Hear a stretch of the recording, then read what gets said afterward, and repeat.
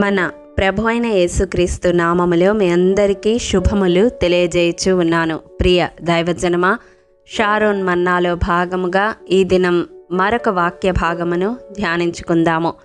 సమూయేలు మొదటి గ్రంథము 2వ అధ్యాయము 30వ వచనము. నన్ను ఘనపరచు వారిని నేను ఘనపరచుదును. ప్రియ దైవజనమా, బైబిల్లో దేవుణ్ణి ఘనపరచిన మొదటి వ్యక్తి హేబేలు. హేబేలు ఏ విధంగా దేవుణ్ణి ఘనపరచాడు? సామెతల గ్రంథం 3వ అధ్యాయం 9వ వచనం ప్రకారం హేబేలు తన మందలో తొలిచూలు పుట్టిన వాటిలో క్రొవ్విన వాటిని కొన్ని తెచ్చి యెహోవాకు అర్పణగా అర్పించి ఘనపరచాడు. అవును, మన రాబడి అంతటిలో ప్రథమ ఫలమును, మన ఆస్తిలో భాగమును ఇచ్చి దేవుణ్ణి ఘనపరచే వారముగా ఉండాలి. హేబేలు అయితే తొలిచూలు పుట్టిన వాటిని అర్పించి దేవుణ్ణి ఘనపరచాడు. మరి మన జీవితాలలో దేవునికి తొలి స్థానము ఇచ్చి ఆయనను ఘనపరుస్తున్నామా? ఏమి తిందుమో, ఏమి త్రాగుదుమో, ఏమి ధరించుకుందుమో అని అన్యజనుల వలె సమకూర్చుకోవడానికి రేపటిని గూర్చి చింతిస్తూ ఉన్నామా? ఒకసారి మనల్ని మనము పరిశీలించుకుందాము. మొదట దేవుని రాజ్యమును, నీతిని వెతికితే ఆయన సమస్తము మనకు అనుగ్రహిస్తానని వాగ్దానం చేస్తూ ఉన్నాడు. దేవుడు మొదటగా ఆయనకు ప్రాధాన్యత ఇవ్వాలని ఆశపడుతూ ఉన్నాడు.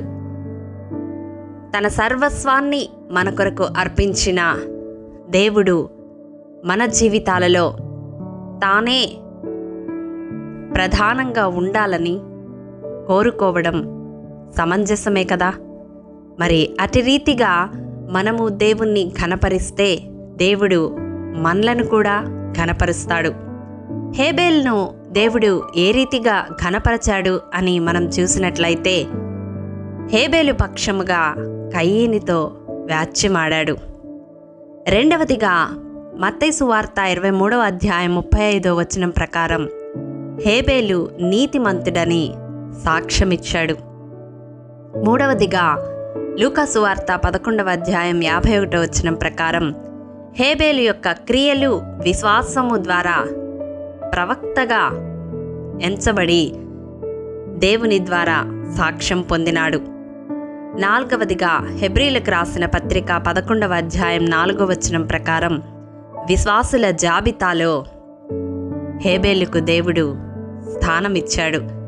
చివరిగా అదే వచనంలో హేబేలు యొక్క అర్పణలను గూర్చి పరిశుద్ధాత్మ దేవుడు శ్రేష్టమైన అర్పణగా సాక్ష్యమిచ్చాడు.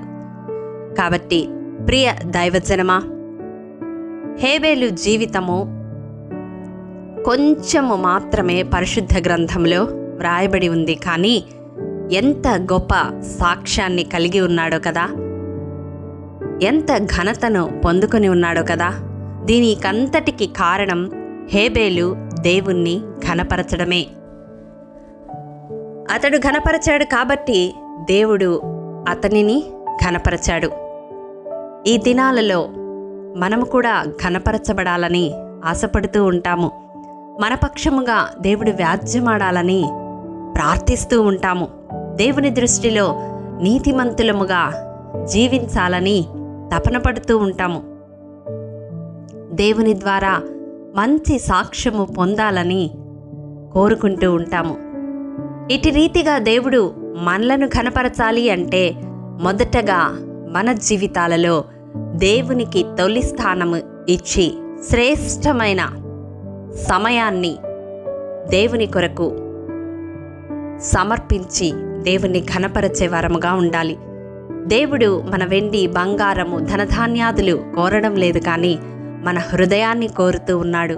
మనతో సహవాసం చేయాలని ఆశపడుతూ ఉన్నాడు. వాటికి మించి ఆయన మాట వినేవారముగా ఉండాలని కోరుతూ ఉన్నాడు. వీటన్నిటి ద్వారా దేవుణ్ణి ఘనపరిస్తే దేవుడు మనలను ఘనపరచడానికి సిద్ధముగా ఉన్నాడు. అట్టి కృప దేవాది దేవుడు మనందరికీ అనుగ్రహించునుగాక. ఆమేన్. మమ్మల్ని మిక్కిలిగా ప్రేమించిన మా ప్రియ పరలోకపు తండ్రి, మీ పరిశుద్ధ పాదములకు వందనములు. దేవా, విత్తబడిన వాక్యమును ప్రతి హృదయంలో నూరంతలుగా ఫలింపచేయండి. తండ్రి, నీకు మా జీవితాల్లో ప్రథమ స్థానము ఇచ్చి నిన్ను ఘనపరచి నీ ద్వారా ఘనపరచబడే కృప మాలో ప్రతి ఒక్కరికి దయచేయమని యేసు అతి పరిశుద్ధ నామం పేరిట అడిగి పొందుకొని ఉన్నాము తండ్రి. ఆమెన్. ప్రియ దైవజనమా, అనుదినము షారోన్ మన్నా ద్వారా అడగబడుచున్న నెంబర్ ఇన్ బైబిల్ క్విజ్ ప్రశ్నలకు సమాధానములు ప్రతి నెల మొదటి వారము కామెంట్ బాక్స్లో పోస్ట్ చేయబడతాయి. కాబట్టి గమనించి మీకు తెలియని ప్రశ్నలకు సమాధానములు తెలుసుకొనగలరని ప్రభు పేరట మనవి చేయుచూ ఉన్నాము. ప్రియ దైవజనమా, ఈ దినం నెంబర్ ఇన్ బైబిల్ క్విజ్ ప్రశ్న: ఎన్ని యవల విత్తనములు 80 తులముల వెండి వెలగలవి అని బైబిల్లో ప్రస్తావించబడెను. మీ సమాధానం మాకు తెలియజేస్తారు కదూ.